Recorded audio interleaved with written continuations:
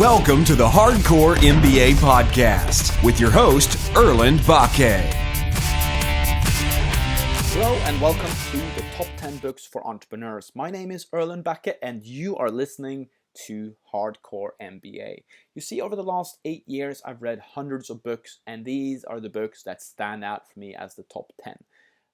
That doesn't mean I didn't enjoy the other books. These are just the books that I had to choose to put in the top 10.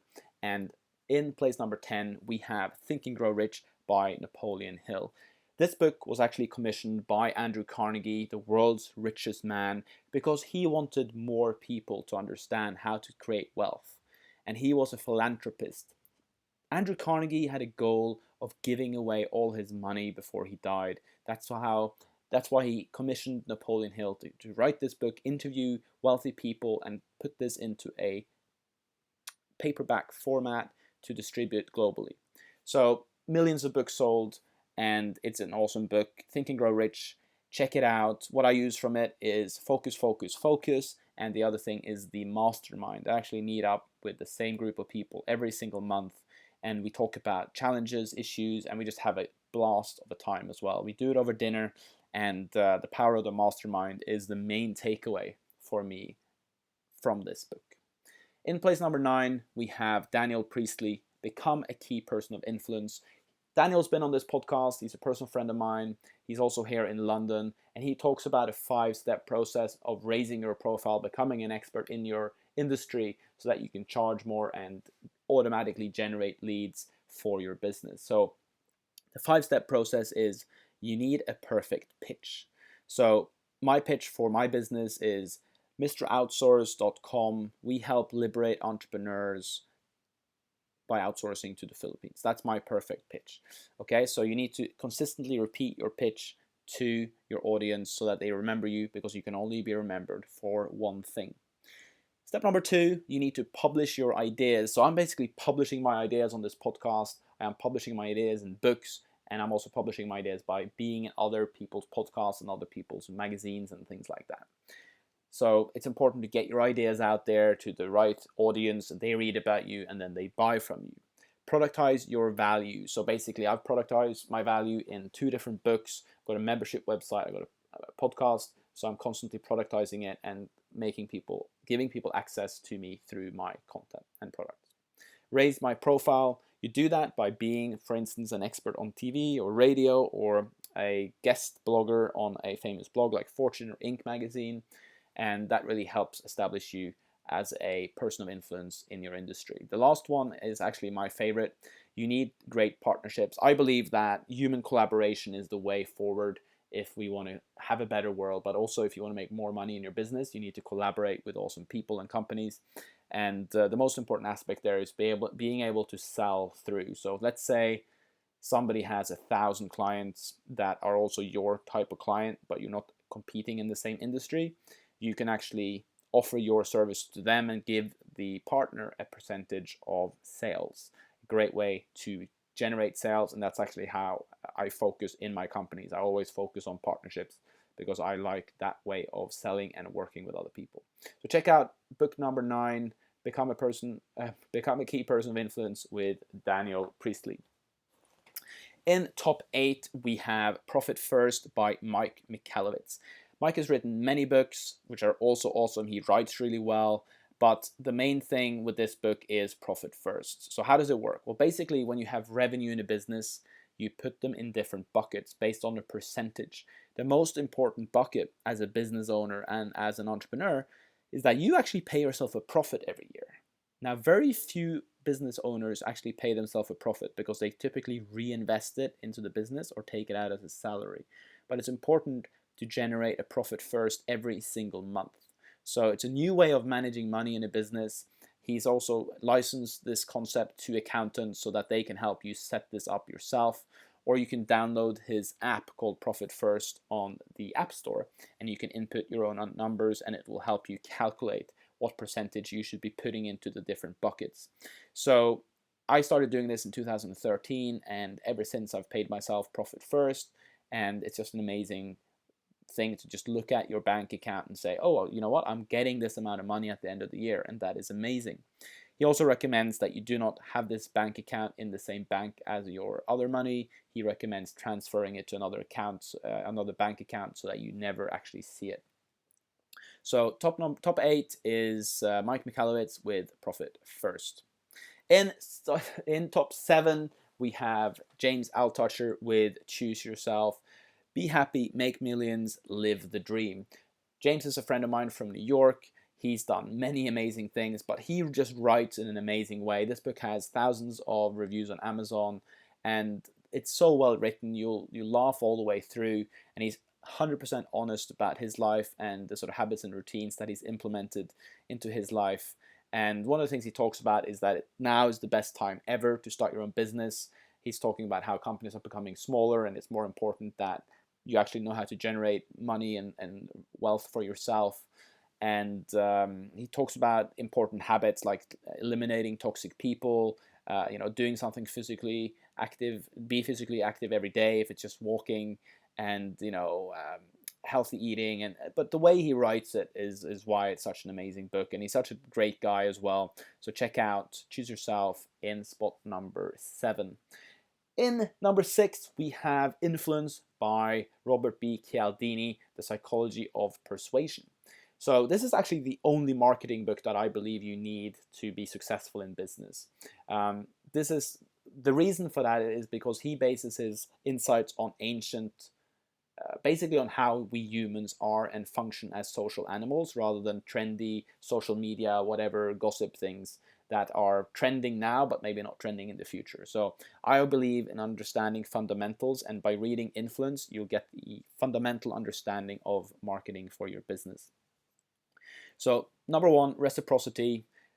The reason why companies give out free samples is because if you try it first, you're more likely to buy it. That's why I offer free stuff on every single website with no commitment, because I want people to come in, try us out for free, and when they like us and we prove to them that we're likable and trustworthy, then they will then buy. So I use reciprocity in all my companies for generating sales. Authority is very much what Daniel Priestley talked about in Become a Key Person of Influence. So basically, that 5-step methodology should work well in becoming an authority, but we buy from people of authority. If you're seen as an author, for instance, people go, "Oh, he's written a book. He must be credible." So authority, author comes from authority, and that's step number 2 in his process. Social proof is basically proof that other people like you. So having reviews on Amazon is important, because the more reviews you have, the more people go, "Oh, it's a good book," because other people think so. For instance, recommendations by other people. If Fortune magazine says, Erlend Bakke is amazing, then people go, "Oh, Fortune says he's amazing, he must be amazing." So social proof is important.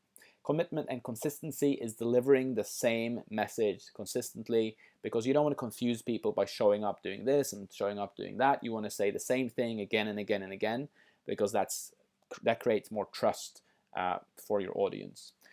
Liking is, for instance, when you have a Tupperware party and you actually like the host, and you're more inclined to buy from people that you like and trust. So this whole circle of influence is about getting people to like and trust you.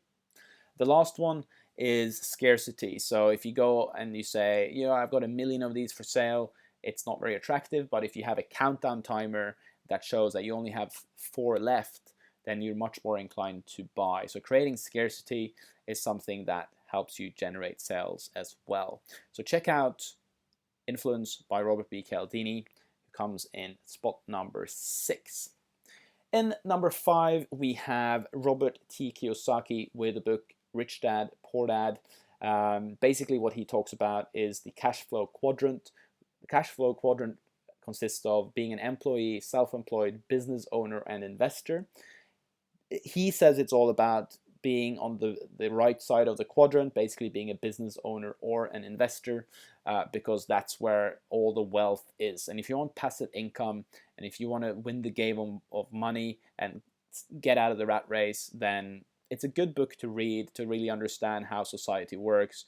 And if you're an employee, you can only make as much as you spend the time working. But if you have a scalable product, or if you own properties, then there's no limit to how much money you can earn. So if you're a self-employed doctor, for instance, there's a limit to how much you can earn.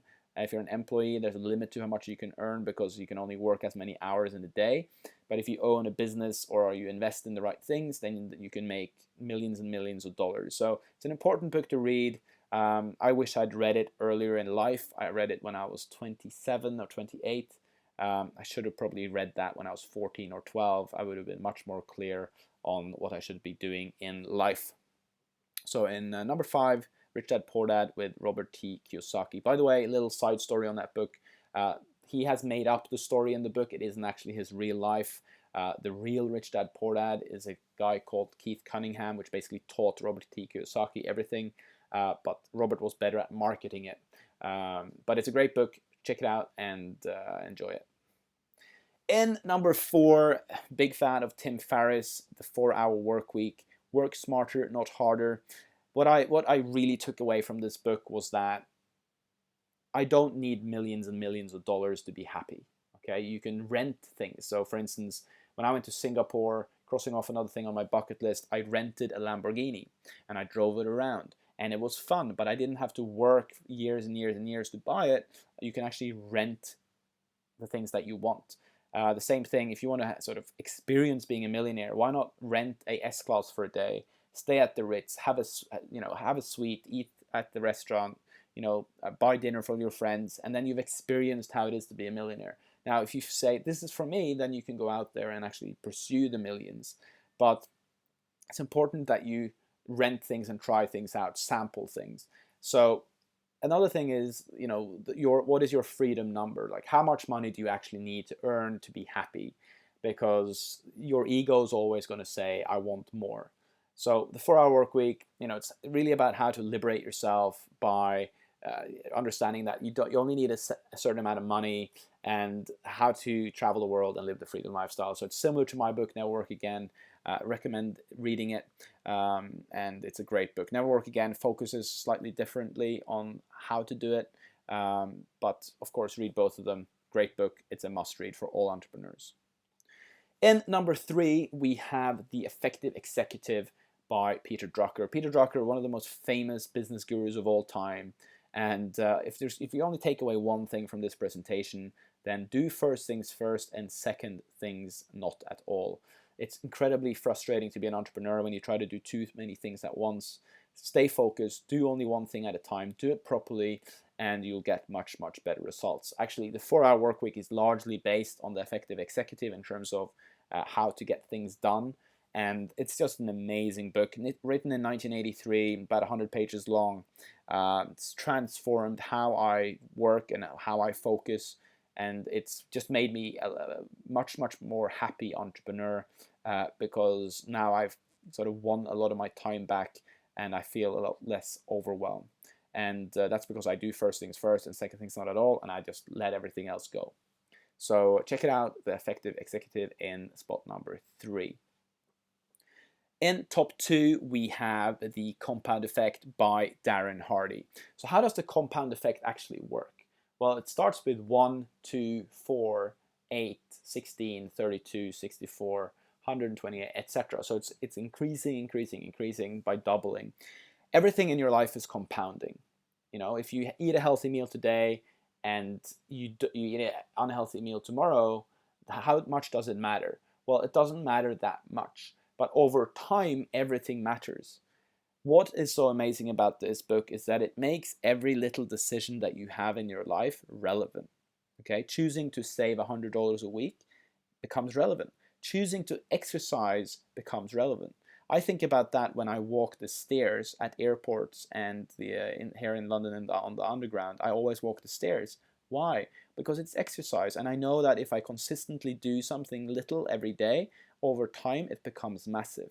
And that's actually why I have results in my life. It's because I have daily habits and routines that I just do every day, and I know over time that I'll benefit from it massively. So a life-changing book, Darren Hardy, The Compound Effect. So drum roll. In number 1, we have William B. Irvine, A Guide to the Good Life, The Ancient Art of Stoic Joy. So what do I really love about this book? Well, I love it because it's, again, based on ancient philosophy, And the main takeouts from this, and why I think it's so important for entrepreneurs and why it is in spot number one, is that it has some very important life lessons.